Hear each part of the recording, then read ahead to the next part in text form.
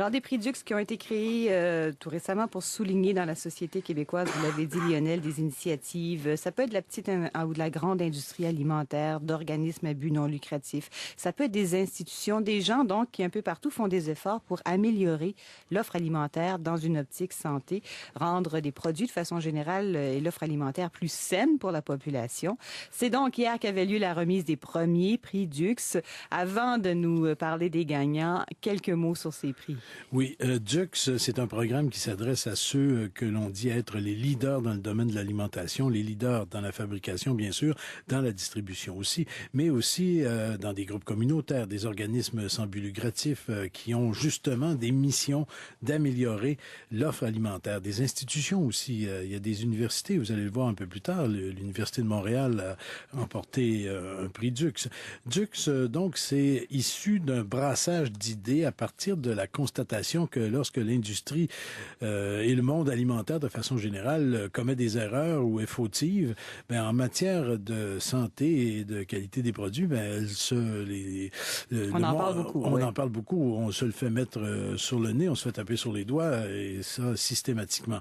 Mais il y a des bons coups qui sont faits et les gens se disaient, ben, on les connaît pas, ces bons coups-là, et on n'en parle pas.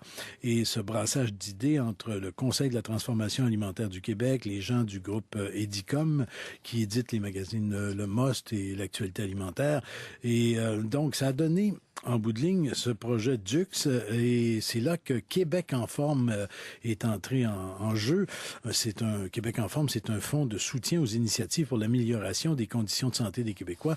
Et Québec en forme a décidé d'appuyer Dux, pas simplement parce qu'il y aurait un gala et des remises de prix, mais parce que ce programme, ce concours, si on veut, a un effet d'émulation, de stimulation. De plus en plus de bons coups. Oui, dans la société québécoise, ça stimule tout le monde à améliorer les choses et donc vers l'amélioration des aliments, du contexte dans lequel on offre les aliments également. Alors, parlons donc des lauréats de ces premiers prix Dux. Dans la catégorie produits, la qualité des produits? Non, pas tout de suite la qualité. Dans le sens, ben oui, il y a toujours la qualité des produits, mais dans le sens, là en fait, je vous dis ce que je voulais pas dire. En fait, oui, c'est les produits, mais versus la qualité, parce que tantôt il y aura les produits nouveaux. Ah, voilà. Ok, là je suis démêlé.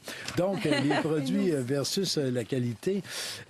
Olimel a remporté le prix Dux pour la réduction du sel, la réduction du sodium dans ses viandes et charcuteries, et pour avoir amorcé cette opération avant l'émission des directives au sujet du sel de la part de Santé Canada. Donc, c'était bien vu. Et ça aussi, dès là, ça a un effet d'émulation dans le secteur des charcuteries. Et toujours dans la catégorie produits, du côté des PME, cette fois, l'entreprise NutriFrance reçoit le prix pour ces bars, des bars qu'on appelle, et qu'on connaît pas encore tellement sur le marché, des bars qu'on appelle Baromax. Et si vous le voulez, un peu plus de détails, écoutons ce qui suit. Jean-Pierre Gaumont, je suis vice-président au développement des affaires à la compagnie NutriFrance. NutriFrance, c'est pas une compagnie française? Non, c'est le nom. C'est une compagnie québécoise, une compagnie familiale située à Saint-Jean, sur le Richelieu. Et nous fabriquons des pâtes à muffins, pâtes à biscuits, gâteaux, toutes sortes de produits qui sont destinés au monde de la boulangerie. Épicerie, pâtisserie, boulangerie, mais ce sont des produits congelés. Les bars au max sont des bars que nous avons développés avec des ingrédients de très, très, très grande qualité afin d'arriver à un produit qui convient justement aux gens actifs ou sportifs. Et je pense que l'originalité de ce produit-là versus les autres produits, c'est que c'est un produit qui va être cuit dans le département de boulangerie, emballé, donc vendu frais. Et c'est qualité santé. C'est qualité santé. NutriFrance, nous sommes des passionnés de la santé. Donc, tout ce qui est fait chez NutriFrance, c'est fait à base d'ingrédients naturels. Et notre mission, c'est ça, c'est de fabriquer des produits qui sont santé, effectivement. Mission récompensée pour Jean-Pierre Gaumont hier par un premier prix Dux. Autre catégorie, des nouveaux produits cette fois. Oui, et le gagnant dans cette catégorie est Aliment Ultima pour sa nouvelle gamme de yogourts dont on a déjà parlé ici à l'émission sous la marque Yogo. Ah oui, ils ont fait une entrée remarquée. Oui, nouvelle marque, nouveau design, nouvelle présentation, un marketing très agressif, pourrait-on dire, marketing de qualité aussi, et des produits de qualité, ce qui vaut justement le prix Dux à au groupe Aliments Ultima. Lucie Rémillard, je suis vice-présidente marketing pour Aliments Ultima. C'est une co-entreprise de AgroPure et AgriFood, les deux plus grandes coopératives laitières canadiennes. Et ce qui fait qu'effectivement, vous êtes sur le marché pan-canadien. Oui, effectivement, on a lancé Yogo en août 2012 à travers le Canada, donc dans toutes les provinces. Et puis on a lancé une gamme complète sur 7 segments de produits, 65 produits à la fois et plus de 40 saveurs. Qu'est-ce qui fait, au point de vue santé, que vous méritez ce soir le prix Dux? En fait, toute la gamme Yogo, des produits Yogo, a été développée avec des textures et des goûts qui sont le plus authentiques possible. Et, entre autres, on a un produit qui est sans gélatine, sans colorant ni arôme artificiel, qui contient de la vitamine D. Et ça, c'est vrai dans chacun des produits de toutes les gammes. Donc, en plus des propriétés santé du yogourt et aussi d'une panoplie de goûts, de textures. Donc, je pense que c'est l'ensemble de ça qui est récompensé ce soir. Lucie Rémillard des Aliments Ultima. Et puis, bon, il y a les produits, mais il y a aussi la communication qui peut aider à améliorer l'état de santé. Oui, et le groupe Métro, la chaîne Métro, a remporté un prix Dux pour son programme qui s'appelle Croque Santé. Et Métro, a offert 1000 bourses de 1000 $. Si je fais le bon calcul, ça fait 1 million, ça. Oui. Chacune de ces bourses de 1000 $ a été allouée à des élèves dans plus de 800 écoles.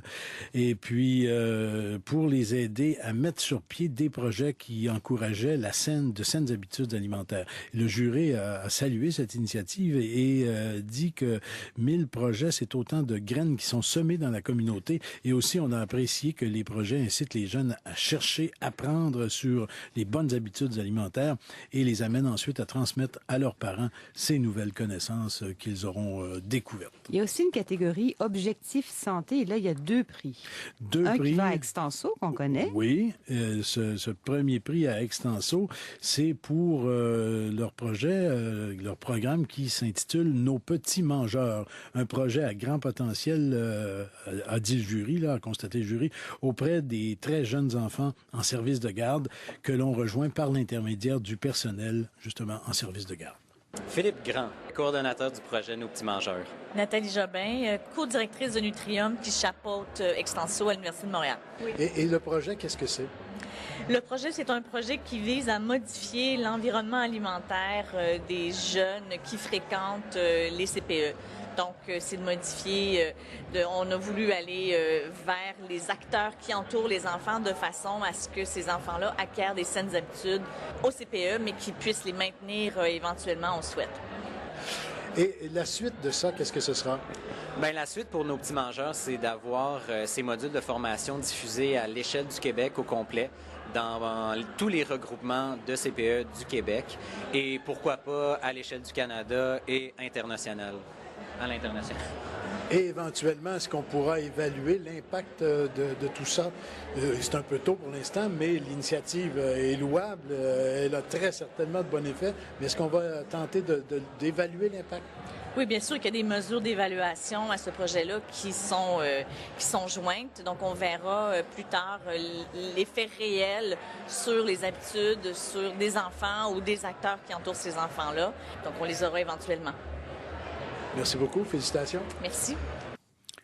Et le deuxième Dux dans cette catégorie Objectif Santé va au campus, on pourrait dire le campus élargi de l'Université de Montréal pour le projet Ma santé au sommet.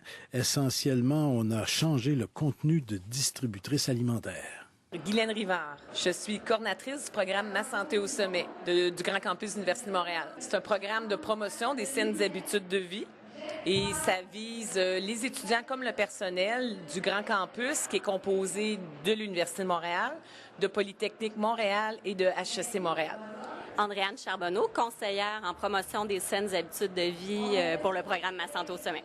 Il y a des distributrices à travers le campus, dans les 3 écoles. Alors, on a travaillé en concertation avec les gestionnaires pour transformer un total de 27 distributrices, qui est pour nous un succès. Mylène Duplessis-Brochu, responsable du volet saine alimentation au programme Ma santé au sommet. Ça a été très bien reçu de la part de toute la communauté universitaire. Puis c'était un projet qui était très intéressant puisque ça permettait de bonifier l'offre sur le campus.